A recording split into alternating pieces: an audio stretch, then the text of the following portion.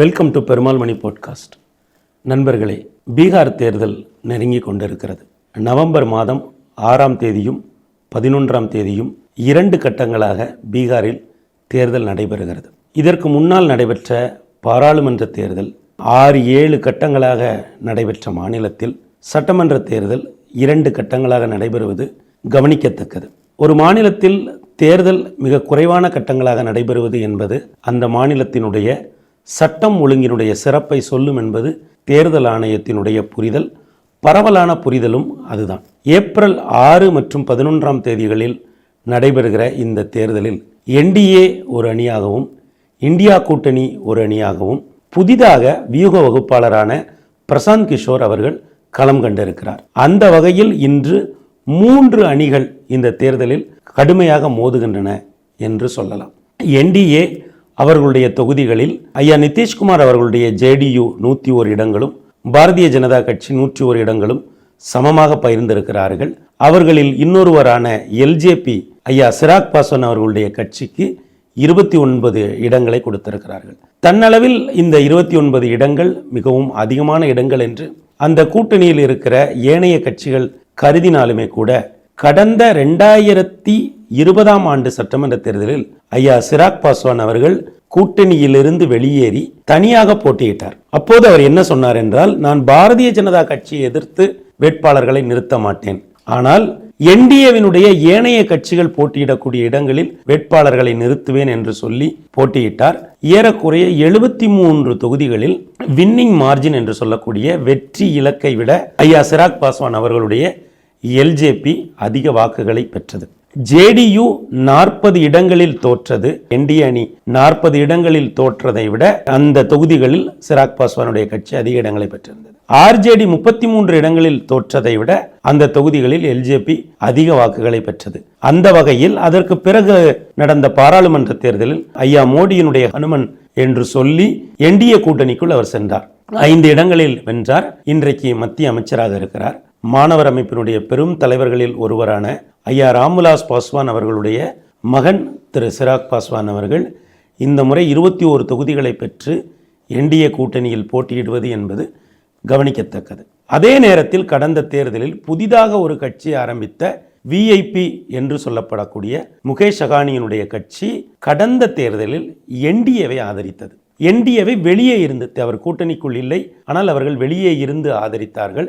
இந்த முறை முகேஷ் சகானியினுடைய கட்சி இந்தியா கூட்டணிக்குள் அங்கம் வகிக்கிறது. இந்தியா கூட்டணிக்குள் அங்கம் வகிப்பது மட்டுமல்ல, ஐயா தேஜஸ்வி அவர்களை இந்தியா கூட்டணியுடைய முதலமைச்சர் வேட்பாளராக அறிவித்த காங்கிரஸ் கட்சியினுடைய முன்னாள் ராஜஸ்தான் முதலமைச்சர் ஐயா அசோக் கெலாட் அவர்கள் முகேஷ் சகானி அவர்களை ஒருவேளை இந்தியா கூட்டணி தேர்தலில் வெற்றி பெற்றால் அவர்தான் பீகாரினுடைய துணை முதலமைச்சர்களில் ஒருவராக இருப்பார் என்றும் அறிவித்திருக்கிறார்கள். முகேஷ் சகானி அவர்கள் பீகாரை சேர்ந்தவர். மும்பை பாலிவுட்டில் திரைத்துறையில் பணியாற்றியவர். பிறகு கட்சி ஆரம்பித்து முதலில் என்டிஏவை வெளியே இருந்து ஆதரித்தார். இடையில் ஐயா நிதிஷ் அவர்களுடைய ஆட்சி காலத்தில் அனிமல் ஹஸ்பண்டரி அண்ட் ஃபிஷரிஸ் மினிஸ்டராக சில குறுகிய காலம் இருந்தார். அப்போது எம்எல்சியாக பொறுப்பு வகித்தார். பிறகு அந்த கூட்டணியிலிருந்து வெளியேறி இந்த முறை இந்தியா கூட்டணியில் மிக முக்கியமான அங்கம் வகிக்கிறார். இந்தியா கூட்டணியில் மிக அதிக இடங்களில் ஐயா தேஜஸ்வி தலைமையேற்றிருக்கக்கூடிய ராஷ்டிரிய ஜனதா தளம் போட்டியிடுகிறது.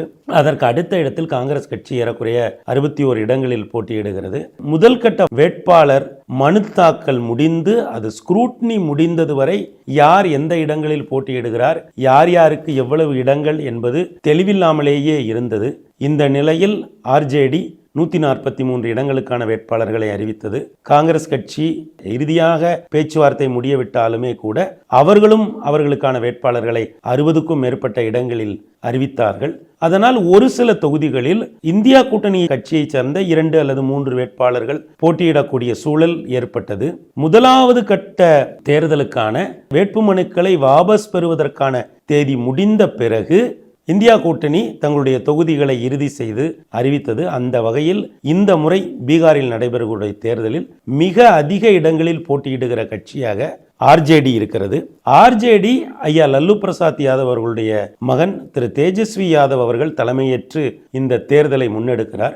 29 வயதில் பீகாரினுடைய துணை முதலமைச்சராக பொறுப்பேற்ற பெருமை ஐயா தேஜஸ்வி அவர்களுக்கு உண்டு. அவர் அடிப்படையில் ஒரு கிரிக்கெட் வீரர். அதே ஸ்போர்ட்ஸ்மேன்ஷிப்போடு அரசியலை அணுகுகிறார் என்று அரசியல் பார்வையாளர்கள் கருதுகிறார்கள். மிக இளம் வயதில் வந்திருக்கிறார். இன்றைக்கு களத்திலே இருக்கக்கூடிய ஐயா PK என்று அழைக்கப்படுகிற பிரசாந்த் கிஷோர் கூட தான் சந்தித்த அரசியல் தலைவர்களின் வாரிசுகளில் ஐயா தேஜஸ்வி அவர்கள் மிகவும் திறமையானவராக இருக்கிறார் என்று ஒரு முறை சமூக வலைதளங்களில் கூட பதிவிட்டிருந்தார். கடந்த தேர்தலில் 0.03% வாக்கு வித்தியாசத்தில் பீகாரில் வெற்றி வாய்ப்பை இழந்தவர் ஐயா தேஜஸ்வி அவர்கள். 37.26% வாக்குகளை பெற்று NDA கூட்டணி ஆட்சி அமைத்தது. 37.23% வாக்குகளை பெற்ற இந்தியா கூட்டணி அந்த தேர்தலில் மகா கட்பந்தன் என்ற பெயரில் போட்டியிட்டார்கள். வெற்றி வாய்ப்பை இழந்தார்கள். இந்த முறையும் 2 அணிகளும் மிகவும் வலுவான அணியாக ஒரு சில மாற்றங்களோடு தேர்தலை சந்திக்கிறார்கள். ஆனால் இந்த தேர்தலில் மிக முக்கியமாக ஜன் சுராஜ் என்ற இயக்கத்தோடு ஐயா PK அவர்கள் களம் காண்கிறார்கள். இவர் யாருடைய வாக்குகளை பெறப்போகிறார்? இவர் பிரிக்கக்கூடிய வாக்குகள் யாருக்கு சாதகமாக அமையும், யாருக்கு பாதகமாக அமையும்? ஏனென்றால் சட்டமன்ற தேர்தலில் 2 கூட்டணிகளும் மிக நெருக்கமாக இடங்களை பெறுகின்றன. ஆனால் பாராளுமன்ற தேர்தலில் வெற்றி வாய்ப்பு, வெற்றி வித்தியாசம் என்பது பெரியதாக இருக்கிறது. அந்த அடிப்படையில் பார்க்கிற பொழுது இந்த சட்டமன்ற தேர்தலிலும் NDA கூட்டணிக்கும் இந்தியா கூட்டணிக்கும் போட்டி மிக கடுமையாக இருக்கும். ஆனால் ஐயா PKவினுடைய ஜன் சுவராஜ் கட்சி யாருடைய வாக்குகளை பெறப்போகிறதோ அது வெற்றி தோல்விகளை தீர்மானிக்கும். ஐயா PK பிறப்பால் உயர் வகுப்பை சார்ந்தவர் என்ற காரணத்தினாலும் அவருடைய அரசியல் நடைமுறைகள் இது எல்லாமே உயர் வகுப்பை சார்ந்தவர்களை கவருகிற வகையில் இருப்பதாலும் உயர் வகுப்பை சார்ந்தவர்களுடைய வாக்குகளை அவர் அதிகமாக பெறுவார் என்று ஒரு தரப்பாரும், ஏறக்குறைய 40க்கும் மேற்பட்ட இஸ்லாமிய வாக்காளர்களை அவர் நிறுத்துகிற காரணத்தினால் இஸ்லாமிய சிறுபான்மையினர் வாக்குகளில் பெரும்பகுதியான வாக்குகளை அவர் பெறுவதற்கான வாய்ப்பு இருக்கிறது என்று இன்னொரு தரப்பினரும் கூறுகின்றனர். இத்தகைய நேரத்தில் பீகார் தேர்தலுக்கு தயாராகி வருகிறது. நெருக்கமான ஒரு தேர்தலாக மிகவும் கடுமையான போட்டியாக இருக்கும். யார் அரியணை ஏறினாலும் கூட்டணி அரசாக அமைவதற்கான வாய்ப்பு இருப்பதாகவே கருதுகிறார்கள். ஆனால் ஐயா தேஜஸ்வி அவர்கள் 143 இடங்களில் போட்டியிடுவதால் அவர் மட்டும்தான் அறுதி பெரும்பான்மைக்கு தேவையான 122 இடங்களை விட அதிகமான இடங்களில் போட்டியிடுகிறார். ஒருவேளை அவர் பெருவெற்றி பெற்று அறுதி பெரும்பான்மையோடு ஆட்சி அமைப்பாரா, இல்லை கூட்டணி அமையுமா, இல்லை தேர்தல் முடிவுகளுக்கு பிறகு கூட்டணிகள் மாறி புதிய கூட்டணிகள் உருவாகுமா? ஏனென்றால் இதெல்லாம் பீகாரில் இதற்கு முன்னால் நடந்திருக்கிறது. அல்லது 20 ஆண்டுகள் இந்த மண்ணை தொடர்ந்து ஆண்டு வந்திருக்கக்கூடிய ஐயா நிதிஷ் அவர்கள் அடுத்த முறையும் இன்னும் 5 ஆண்டு காலம் ஆள்வதற்கான வாய்ப்பினை பெறுவார்களா என்பதையெல்லாம் நவம்பர் மாதம் 14ஆம் தேதி நமக்கு தெரிய வரும். தொடர்ந்து இணைந்திருப்போம். நன்றி, வணக்கம்.